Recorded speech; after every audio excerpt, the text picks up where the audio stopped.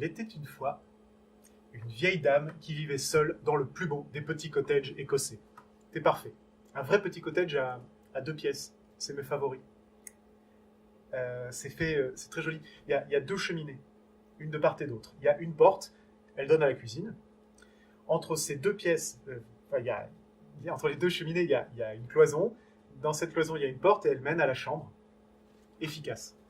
Et elle vivait là seule parce que son mari était mort et sa fille était partie à la ville faire sa vie de fille.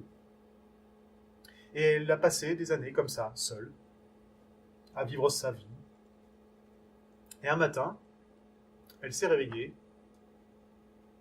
et ça allait pas. Voilà, les jambes qui craquaient, le ventre qui était... Il y avait le cœur qui était... Alors elle allait voir le médecin. Alors elle a pris ses petites jambes de vieille pour aller marcher jusqu'au village, tac tac, et sur ses petites jambes de vieille, elle est arrivée chez le médecin, et le médecin l'a auscultée pas longtemps, hein, parce que c'était assez clair. Elle était vieille. Elle était vieille, il était temps de mourir. Alors la petite vieille, elle est repartie sur ses petites jambes de petite vieille, elle est remontée jusqu'à son cottage, et là elle a commencé son travail d'adieu. Elle a commencé à dire adieu à tout ce qui avait été sa vie. En premier, comme elle était fine stratège, elle a commencé à dire au revoir à sa cuisinière à bois. Alors une cuisinière à bois, quand on est vraiment une bonne ménagère, c'est quand même le centre, quoi. Et je l'ai découvert, hein, je savais pas. Moi je croyais qu'une cuisinière à bois, il y avait une plaque de fonte noire toute dégoûtante, un peu graillonneuse. En fait, non. Sous le graillon et sous le noir, en fait, il y a un truc brillant. C'est propre. Sous la saleté, une cuisinière à bois est propre. Et elle, comme c'était une bonne ménagère, elle avait passé toute sa vie à la récurer, jour après jour, et c'était un miroir. Ça, honnêtement, ça a été facile de lui dire au revoir. Donc, elle a dit au revoir à sa cuisinière à bois, et puis elle a fait le tour de sa maison. Elle a dit au revoir à tout ce qui avait été sa vie.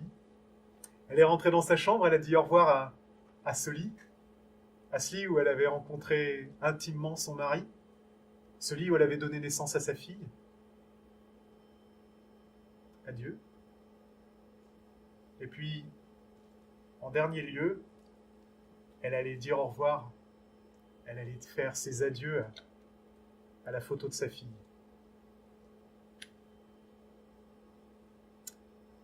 Et là, ça n'a pas été facile. Elle a compris que, en fait, elle allait mourir et qu'elle ne verrait pas grandir plus sa fille. Elle ne serait plus là pour elle. Sa fille allait avoir des enfants, elle ne les verrait pas. Et les enfants de sa fille allaient avoir d'autres enfants et puis elle ne les verrait pas. Et puis ce spectacle incroyable de son ventre se multipliant à l'infini, il allait se passer sans elle. Et ça, elle n'a pas pu. Alors à ce moment précis, elle a pris la décision qu'elle ne mourrait pas. Et puis elle avait un plan, ça tombait bien. Première chose qu'elle a fait, c'est qu'elle allait faire un petit trou dans ses volets. Elle allait récupérer toutes ses économies.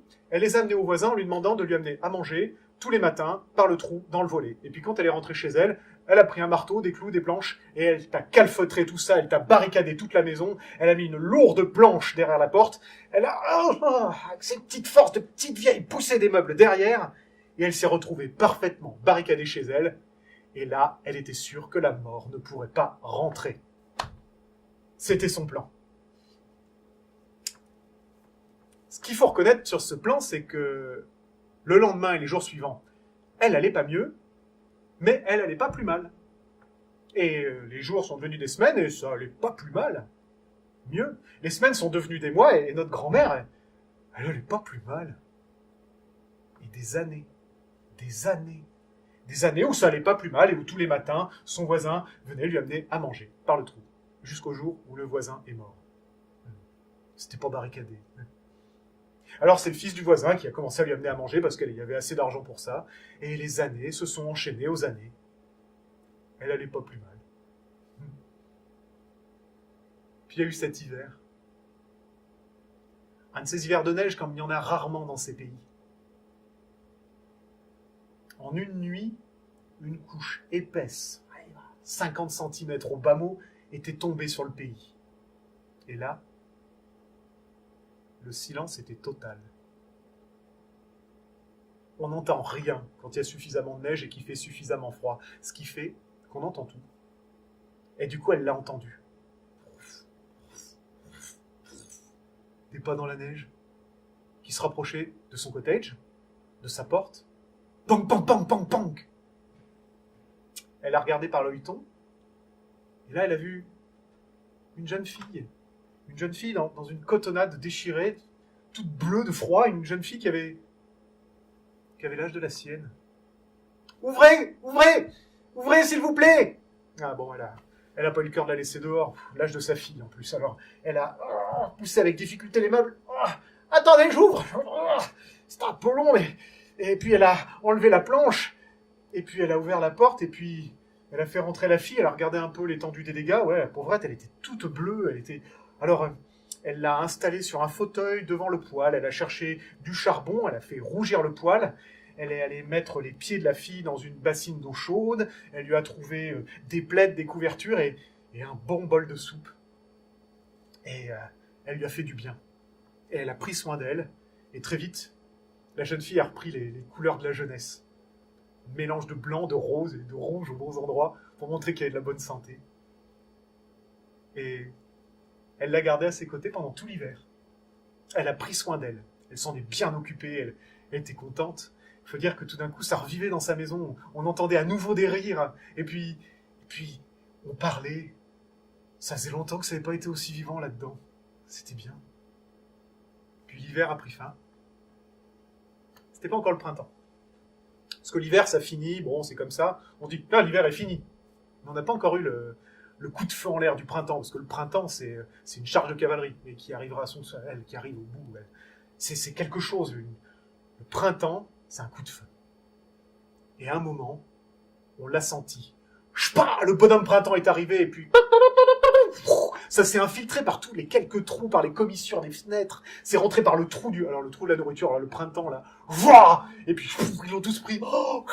Limite, des feuilles commençaient à leur sortir des oreilles. Et là, quand une vieille ressent le printemps comme ça, imaginez ce que ça fait à une fille de 20 ans. Oh, grand-mère, je veux sortir. Laissez-moi sortir. Pour la deuxième fois, la grand-mère a accepté de pousser la barricade. Elle a accepté de relever la planche. Et la jeune fille est sortie et la grand-mère a refermé derrière elle. Elle l'a entendu. Ça riait, ça courait, ça roulait. Ah ouais, ça faisait le bruit de roulade. Puis la jeune fille criait « Oh mais grand-mère, mais venez, le printemps n'a jamais été aussi bon !» Alors pour la troisième fois, la grand-mère a poussé ses barricades. La grand-mère a ouvert sa porte. Elle s'est retrouvée après toutes ces années sur le pas de sa porte. C'était beau. L'herbe était d'un vert que t'es dégoûté de pas être une chèvre pour pas en manger, quoi. Il y avait des fleurs de partout, de toutes les couleurs, des papillons. Tout le monde s'était donné le mot, tout le monde était sorti. C'était beau. Elle s'est fait attraper par la main par la jeune fille qui l'a emmenée, qui l'a fait courir. Et les vieilles jambes de la vieille ont couru. Mieux, elles ont dansé. Et ça a été comme ça pendant toute la journée. Et à la fin de cette journée, elles se sont assises dans un rire face à un petit étang. Le soleil se couchait par là-bas. La lumière du soleil couchant a attrapé toute cette vie, tous ces moucherons, ces machins qui volent au-dessus des lacs. Et c'était parfait.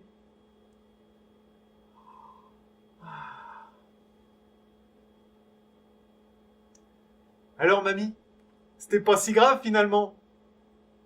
Quoi ? Bah, de mourir. Ah ? Je suis morte ?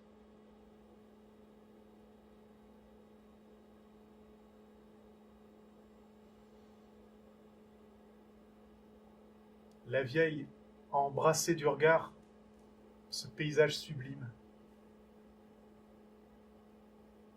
Elle s'est levée. Elle a regardé le soleil couchant. Elle a marché. Elle est entrée dans la lumière.